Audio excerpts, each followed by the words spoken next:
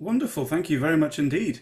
Oh, good afternoon, everybody. Welcome back if you're returning, and welcome if this is the first panel that you're arriving at. And if it is the first panel that you're arriving at, I think you are tremendously fortunate. It's the nature of these things often to um, waffle on about how great the panel's going to be, but in this case, I really am genuinely thrilled to be chairing this panel. It's three fantastic people who I'm lucky enough to have met a couple of times now, and I know that they've got some really interesting stuff today to say, or they have had interesting stuff to say in the past, and I think they're going to have some brilliant stuff to say again today. So I'm really looking forward to that.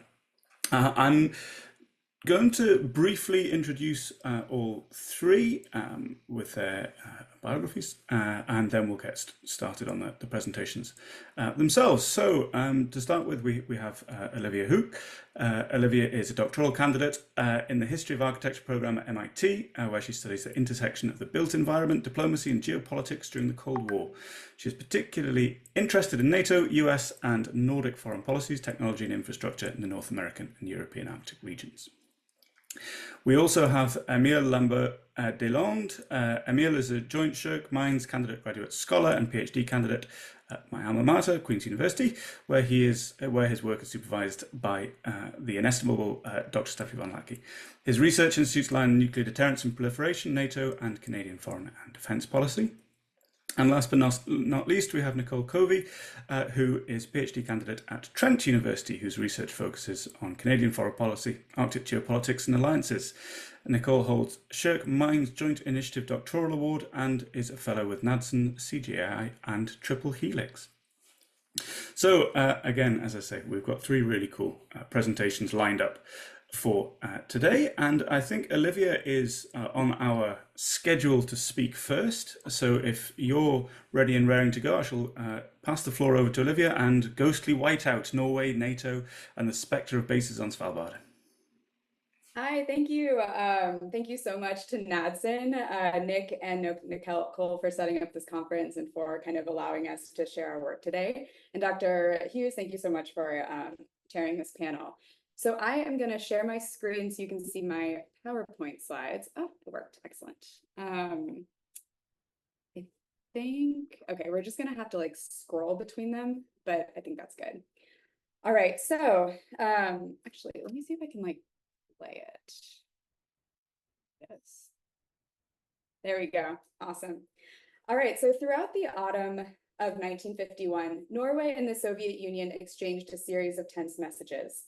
In a meeting of NATO officials held in Rome on November 9th, the Norwegian Foreign Minister Halvard Lang explained that the first Soviet note concerned itself with the topic of Norwegian membership of NATO and used the potentiality of fortifications on the Arctic archipelago of Spitsbergen, or Svalbard, as a means to accuse NATO, less than 2 years old, of being inherently aggressive and dominated by the Americans. Svalbard is a set of islands situated next to Greenland, above the northern Norwegian and Russian coastlines, and it holds a unique position in international law, in that it is technically under the sovereignty of Norway, but remains accessible to all signatories as inscribed within the 1920s treaty. The Soviet notes, Lang explained, were written in an unusually violent and offensive language. So the Arctic is a complex territory, scientifically, environmentally, economically, socially, culturally, ecologically, and the list just continues. And as this audience well knows, it is a region that has great geopolitical importance, and one of the reasons for this has to do with technological progression. The development of airplanes, ships, submarines, and eventually missiles throughout the 20th century increasingly compressed disparate places on the globe, and this impacted states' threat assessments of each other. And as the century wore on, Svalbard became a key node between the US and the Soviet Union, and this has great geopolitical significance. So the geopolitical dimensions can even be seen in the archipelago's naming conventions, in that historically the archipelago is referred to in different ways, primarily as Svalbard and Spitsbergen, and there are political connotations associated with each. And so while many of the sources that I use call the archipelago Spitsbergen, during this presentation I will refer to it as Svalbard. So the archipelago is known for its isolation. For over a century, it was the final gateway through which to reach the North Pole, as well as a crucial fueling point for transpolar shipping and air routes. However, in contrast to 19th century conceptions of the Arctic as a no man's land, the region was actually full of things. Minerals, lost ships, reindeer, deflated balloons, malfunctioning telegraphy stations, sleds, and eventually nuclear weapons. And the overarching desire of individuals, companies, and nations, both then and now, was to make the region known, accessible, and connected, and to render all this stuff and all this space as valuable and useful. And so to do so required actors to build networks, from maps to infrastructure to radio signals, that compress the distances between points on the globe, making international travel more efficient and effective. And what these networks did was to create a built landscape, and the interpreted meaning of this landscape, particularly in negotiations and accusations around fortifications, is what guides many of the following diplomatic tensions regarding Svalbard. And so while the story of how Svalbard became a geopolitical focal point is much longer than what can be fit into 12 minutes, I will briefly outline a series of inflection points, from the Svalbard Treaty to the Second World War to a series of diplomatic exchanges in the post-war moment, that narrate the shifts in the archipelago's meaning, and how it transitions from a space of strictly scientific and commercial promise to a space of strategic opportunity and threat. And as this space and these networks that allow people to use this space become useful, they also become valuable. And then, as we will see, vulnerable, threatened, and threatening. And so the question that I'm only going to briefly begin to touch on today is, how did this networked and furnished landscape, this collection of rocks that was once considered a no man's land, become a focal point in post-war great power politics? So Arctic exploration has commanded headlines starting in the 1800s, and they have described this region as a space of increasing connectivity through the triumphs of explorers and the advancement of scientific and technological innovation. And as a result of these expeditions, Svalbard became known as a resource-rich landscape, one with immense commercial opportunity based on the coal embedded in its terrain and the fish swimming around in its waters. And thus the archipelago began as a space which could be developed to capitalize on what it contained, as well as where it was located, its utility expanding from simply being a backdrop for larger journeys and leading to questions of sovereignty, governance, and geopolitics. And these are concerns which instigated the 1920 Svalbard Treaty. So signed on February 9th, 1920, and put into force on August 14th, 1925, the treaty organized the process of arbitrating land claims on the islands, of delegating governance and administrative duties to Norway, and of standardizing processes of resource extraction. The treaty gave full sovereignty to Norway, but included stipulations from the Terra Nullius legal regime, particularly that all citizens of signatory countries would have the same rights as Norwegian citizens to mine, fish, hunt, and inhabit the space. And the most important article for our purposes is Article 9, which states that Norway shall undertake not to create or allow the establishment of any naval base and not to construct any fortification, which may never be used for warlike purposes. And it's important to note that there's no clarification about what the terms fortification or warlike or even base actually are. And this ambiguity allows for vast interpretation as to what a breach of this treaty would be. And so during the Second World War, media narratives frame the European Arctic as a space of military importance. Seen as vulnerable after the Nazi occupation of Norway in 1940, the archipelago became the stage for two kinds of activities: convoy warfare in the waters between Svalbard and Greenland, and land raids on the archipelago itself. To thwart German use of the mines on the island, British, Canadian, and Norwegian soldiers raided its coast in September of 1941, destroying infrastructure and evacuating inhabitants. And while the Allied powers exclaimed that this raid was successful, the German sources dismissed the landing on the islands as a typical prestige move. And then 2 years later, the Germans conducted their own raid, which elicited Allied public statements stating that, quote, "The German raid on Spitsbergen is regarded here as a propaganda attack to cheer the German people disheartened by being on the defensive on the Russian and Italian fronts." And so not only do these two raids indicate the increased strategic value of the archipelago, but these derisive comments also suggest that military engagement on Svalbard was a way to make a splashy international statement. And so the Second World War created this new geopolitical landscape with new centers of power and new antagonisms. And in this post-war moment, Svalbard, as a space of connection, transitioned from being solely one of commercial benefit to a source of vulnerability for states in North America and Europe. And you can see in this map on the right side, the polarized cap, Svalbard is one of these inflection points for a great challenge to peace. And so in January 1947, the Norwegian minister revealed that the Soviets had approached Norway 3 years prior and suggested that the Svalbard Treaty be amended and a joint Soviet-Norwegian defense arrangement for the archipelago be established. The Norwegians briefly considered this course of action, but decided against it ultimately. The other signatories weren't informed, and when this news came out in 1947, there was a lot of kind of outcry from the different governments. And so in 1947, sorry, I got a little ahead of myself. In 1947, the Soviet attempts to militarize the archipelago gave way to using its potential militarization as a means of criticizing Norway's decision to join NATO. And with this, we return to the 1951 notes exchange that started this presentation.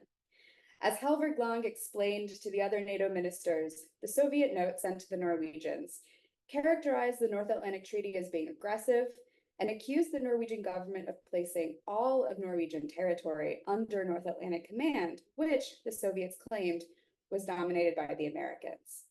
And so among the stipulations for how Norway's aggressive policy would be enacted was the explicit accusation of the construction of Allied military, naval, and air bases on all of Norwegian's territories, which included Svalbard and was explicitly mentioned such.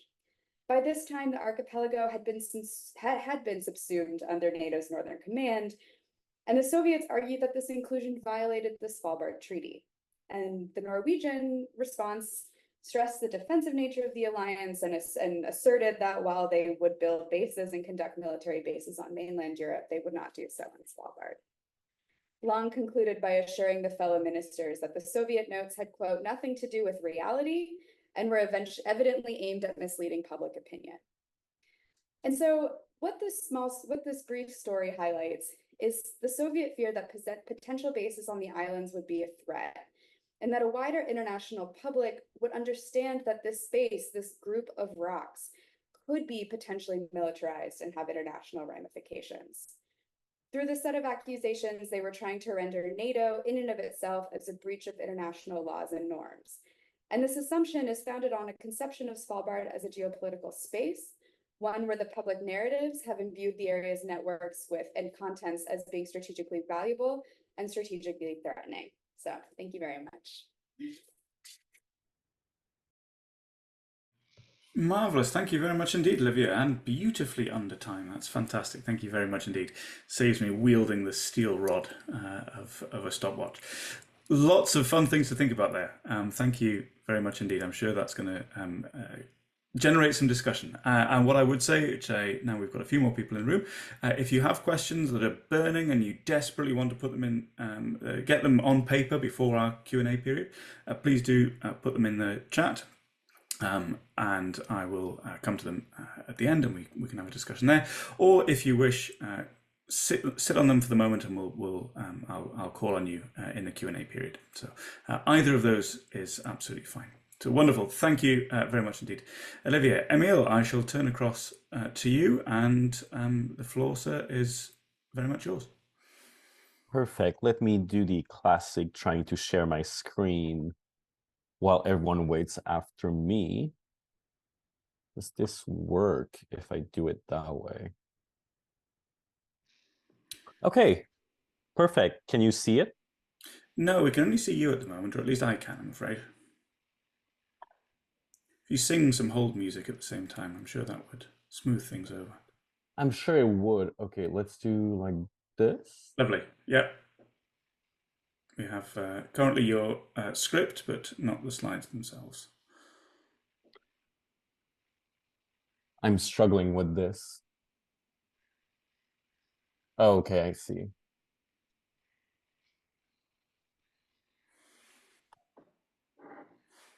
Can we see it? Magnificent. Wonderful. It took me everything, but I managed to do it. Thank you. Good afternoon, everyone. First, I'd like to thank the organizers for inviting me to present at this conference, and thank you for being here and attending. So as was mentioned before, my name is Èmile.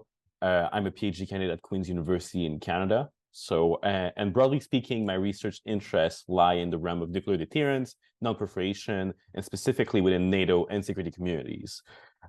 Today, I will talk to you about one aspect of NATO deterrence that is often neglected and not often enough considered when discussing the strength and the credibility of its collective deterrence posture, what I would call its domestic foundations. In other words, I will talk about how the domestic politics of each member state can and do affect allied deterrence. What I will argue over the course of this presentation is that domestic politics, specifically in electoral democracies where defense spending is unpopular, are a key weakness of NATO's deterrence posture, one that either needs to be addressed or considered when updating the alliance's commitments. Since 2022 and the renewed and overt invasion of Ukraine by Russia, two questions have been on the front of NATO planning. First, how can NATO as an alliance deter an aggression by Russia against one of its members? And second, how can individual members contribute more to the alliance and thus their own security? There has been at least three broad new developments that can be identified. First, the 2% of GDP defense spending goal that was set in 2014 as a way to ease concerns about burden sharing and free riding from the alliance's biggest contributors. At this point, around 11 members are above the 2% figure, with all the others except one on their way with actionable plans to meet this target. What's more, the 2% is increasingly seen as a floor, not a ceiling of spending. Second, the forward presence in Eastern Europe was enhanced, as its 8 multinational battle groups and deployments are in the process of being scaled up to brigades, and new military plans were drafted. In Vilnius in 2023, NATO also committed to expanding its rapid reaction force to 300,000 soldiers. Third, after years of indecisions, decisions were finally taken by some nuclear sharing hosts to renew their commitments to the scheme. In particular, we can think of Germany, which decided to buy dual-purpose F-35s, and the unconfirmed but speculated return of US gravity bombs to the Lakenheath base in the UK. While these are encouraging steps, which were also necessary, there are also a few worrying points that need to be raised. First, those decisions showcase the reactionary streak of NATO deterrence strategy. While member states should think of their military as an insurance policy, they tend to only invest and be willing to strengthen NATO deterrence when there is a very obvious threat. We should have learned from Georgia in 2008, or even Ukraine in 2014, but it took 2022 to act. As a defensive alliance, this means that NATO is constantly playing catch-up. Second, even if there are new commitments, such as scaling of the battle groups, there are still obstacles at work against this goal. The chronic military underfunding and the slow procurement process and decisions in the case of some members mean that the reaction can be too slow, or either by the time that they come into force and we actually get the equipment that was ordered, it's now outdated and we need to order new equipment to adapt to new development in military affairs. And even though the strong domestic pressures against nuclear sharing that existed in the host countries are now dormant, the question remains for how long, until when? So the question then becomes why? Why is it so difficult to be proactive? Why is it so difficult to actually enact the plans and for members to respect their commitments? Well, NATO is composed of 32 members, each with their own domestic security ecosystem. In other words, they do not all perceive threats the same way, they do not all prioritize them the same way, and they do not react to them in the same way. There are also political incentive structures that favor free riding in the absence of proximate threats. The core problem when we think about this and why it happens is that we create an artificial divide between international and domestic politics in our heads.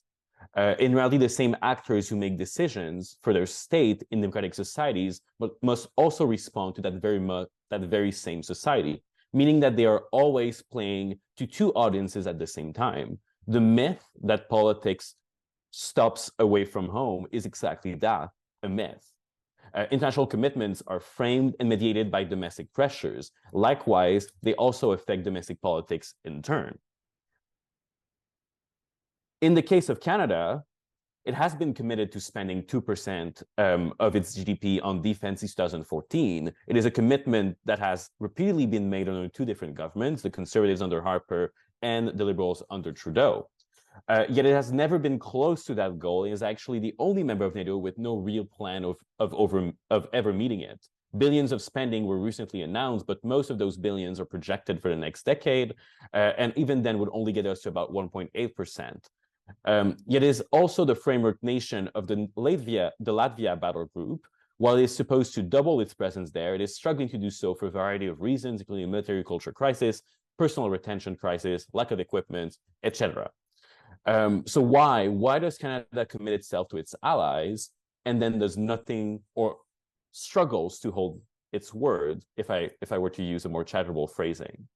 The reality is that international agreements play well electorally, which pushes the Trudeau government in the direction of making them, until they involve spending money that could be spent on other government services or other government priorities, which creates conflict within cabinet. The dynamic I'm describing here is in no way unique to Canada. We are just the most overt and salient example of it. It can also be observed in other democracies, especially in the case of nuclear sharing. As most people, well, nuclear sharing began in the Cold War as a reassurance tool by the United States to its allies. At its height, it included participating countries such as Canada, Greece, the United Kingdom, and others. That number has been reduced to 5 host countries, the most recent to withdraw being Greece and the United Kingdom in the 2000s. Yet in the 2000s and 2010s, we saw strong anti-nuclear sentiment in Belgium, the Netherlands, and Germany threaten the arrangement. Important political parties in each country wrote in their manifestos that they would withdraw from nuclear sharing and remove nuclear weapons from their home soil. As previously explained, those movements have so far come to nothing, in big part because of the war in Ukraine, which increased the threat perception in those countries. But why do these arrangements, which are in the long term beneficial if they are stable, why do they need such external events to remain sustainable? I think we need to think about the problem in the following way. Defense and deterrence policies require a baseline domestic support to be sustainable in democracy because they require investments that are under the purview of democratically elected officials. NATO depends on its members to, so to speak, manufacture consent or make an affirmative case for these policies with their domestic publics. But it's not convenient for those governments to do so, since those positions are either divisive within the governing party or coalition, or unpopular with the public.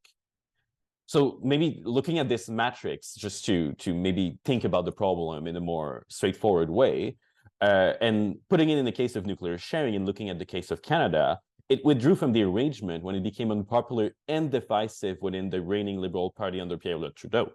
A similar dynamic can be observed in most of the other members that withdrew. The question is whether NATO, as a bureaucratized and institutionalized organization, needs to be a passive observer of those dynamics or an active participant. It is also to determine whether top-down pressures to head of states are enough. We tend to use public opinion as a proxy for what a state wants or believes, but that is too simplistic. If there were a perfect correlation, then there would be no American nuclear weapons in Germany anymore. A state is more than a perfect aggregate of its population.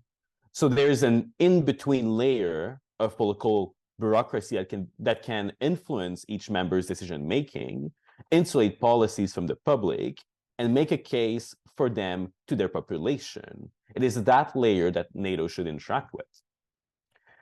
Thus the question becomes, what is NATO? Is it an organization with a wider mission, the security of its members, and a life of its own, thus capable of acting in different ways to influence the members? For example, it could fund more trips for backbencher parliamentarians to socialize them and convince them of the policy's importance. Or is it only the sum of its members? In a way, what I'm asking is whether NATO is an alliance or international organization that fits what we would call neo-realist views of alliances, or more akin to the constructivist thesis. In the first case, then it should be cognizant of the domestic aspect of its deterrence posture and the fact that it cannot neglect it. In the second case, then we should accept that the dynamic I here describe is not so much a bug, but rather a feature of NATO, and that policies should either plan accordingly or incorporate ways to mitigate it. And to conclude, I think we can safely say moving forward that the expectation that members will hold their end of the bargain because it is simply in their best interest to do so is unrealistic. Politics is complicated, international politics too, but domestic politics doubly so. Thank you very much for your attention. I do believe I'm under time too, and I look forward to hearing your questions. You are indeed under time. Well, thank you very much indeed. That was tremendous. Really, really, really interesting stuff. I think that the conversation around the line or lack thereof between international and domestic is hugely important with NATO. So some really interesting thoughts that we will pick up on in a few moments. And Nicole, I shall turn over to you. And once again, the floor this time is very much yours. Thank you very much. Okay, so my presentation today is going to be a little bit different.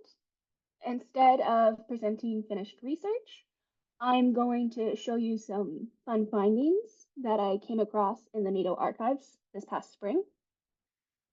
And because my committee isn't here today, I can spoil some findings of my dissertation without there being any major issues. So without further ado, let's look at different perceptions on Canada's role in NATO. So a little bit of background for those who aren't as well versed in NATO. Canada is one of the original 12 founding members, and we are incredibly proud of that status.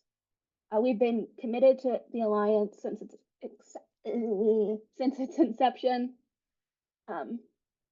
although there's definitely some debate on how serious we were for our participation over the years. The long-standing priority for Canada is that the alliance remain modern, flexible, and agile so that it is able to face current and future threats. Canada is a strong public supporter of NATO policies, including their open door policy, and was the first state to ratify Finland and Sweden's bid to join NATO, both occurring the day that the accession protocols were signed by the NATO ambassadors. This is also something else Canada is very proud about and likes to work in whenever possible. The photos at the top of the slide are all from Stoltenberg's visit to the Canadian Arctic in 2022, which is an important event for Canada-NATO relations, because it was the first time the NATO Secretary General visited the Canadian Arctic, which, as much as people tend to forget, it is also a NATO front, albeit one that has a comparatively low threat assessment compared to other areas under the NATO umbrella. This is also important because it's a visible sign that Canada is no longer objecting to NATO having an overt role in the North American Arctic. Finally, the one thing that people tend to know about Canada's participation in NATO is that we have not reached the 2% spending threshold in decades. We have been slowly increasing our percentage of GDP. We're nowhere near 2%. Earlier, I believe it was this month, the Canadian Defense Minister, Bill Blair, said they've decided that we're going to meet it by 2032. Whether or not that happens, I'm not going to comment on that, but we're at least becoming more aware that this is an important metric that we're going to get made fun of internationally if we don't meet.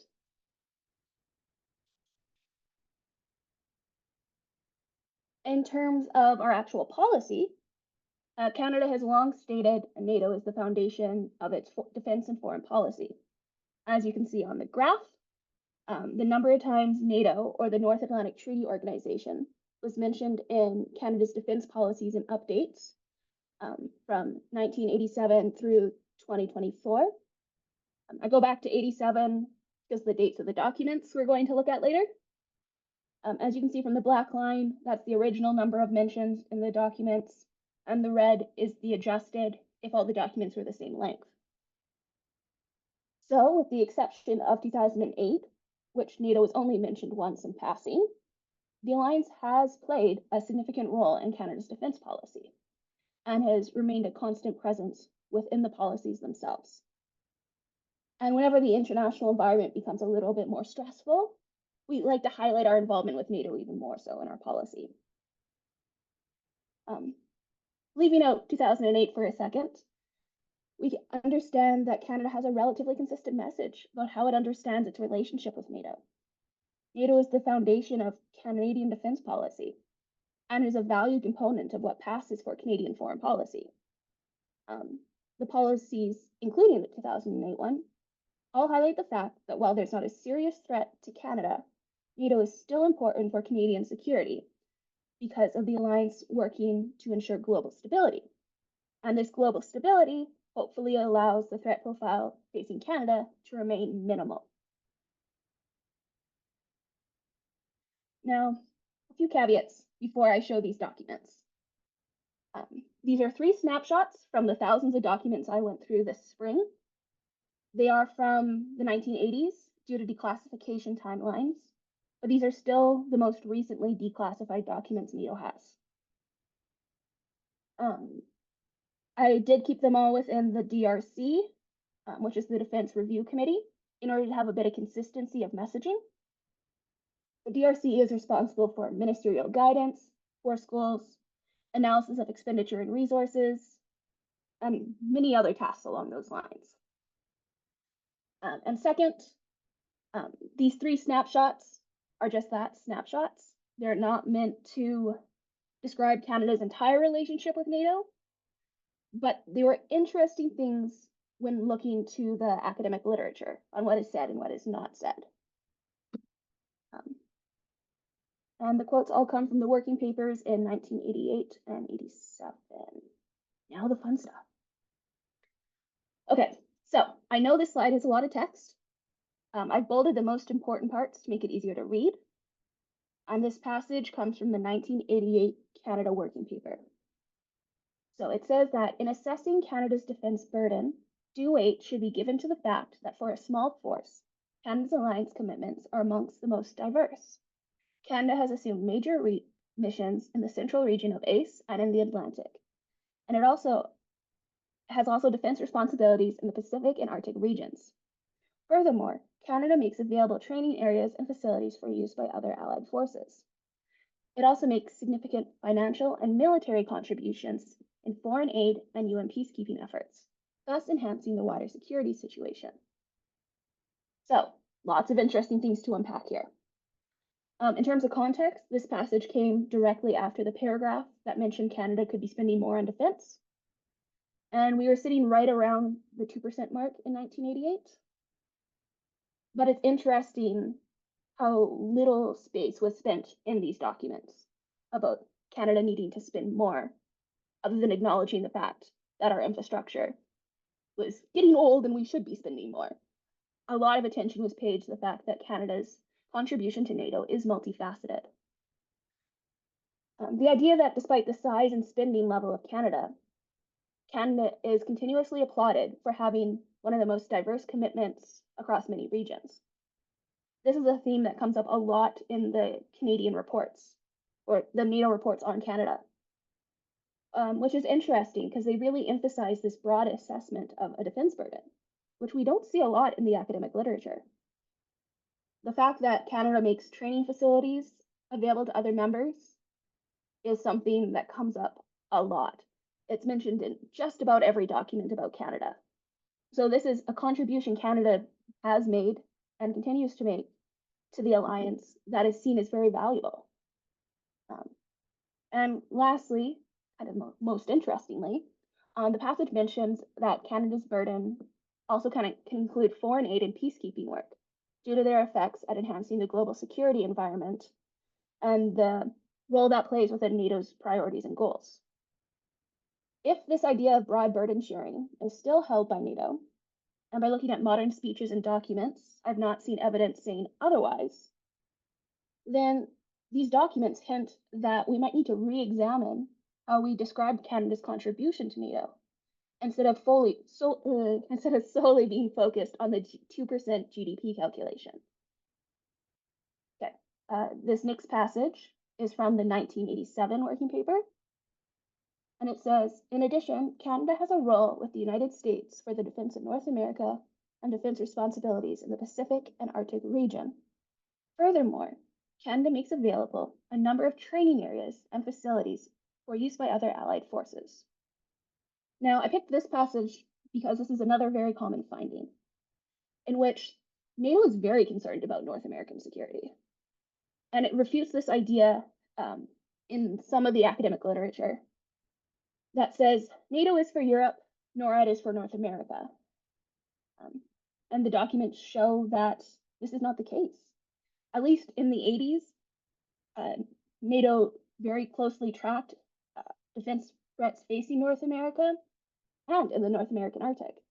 The documents give special recognition to the status of Canada and the US and refer to them as the first line of defense for NATO on their North American flank. Very interesting that it goes against this point that has remained in the academic literature, that NATO is just in North America politically and not in actuality. But the documents seem to indicate it's just that North America has a lower threat profile compared to most places in Europe. And the US, and to a lesser extent Canada, are very active in working towards securing the continent. So this lack of extensive overt NATO presence should not be taken as a sign that NATO is not in North America at all. The last little passage, this is from 1988 again. So this reiterates more of a common thought and reaffirms a theme that's found both in the Canadian government documents and in the literature. It says that Canada considers the direct threat to her territory to be minimal, but that the best option to maintain the threat at this level is to participate fully in NATO's collective defense efforts. Canada therefore bases her defense and security policy directly on that of the alliance.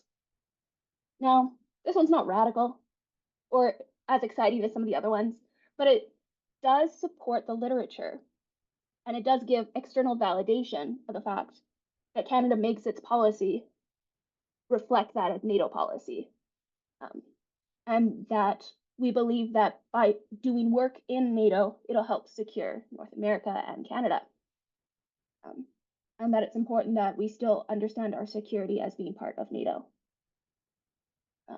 So in conclusion, because I definitely don't want to be the only one that goes over time, my early research indicates that Canada's contribution to NATO needs to be investigated differently and broadly beyond the 2% conversation.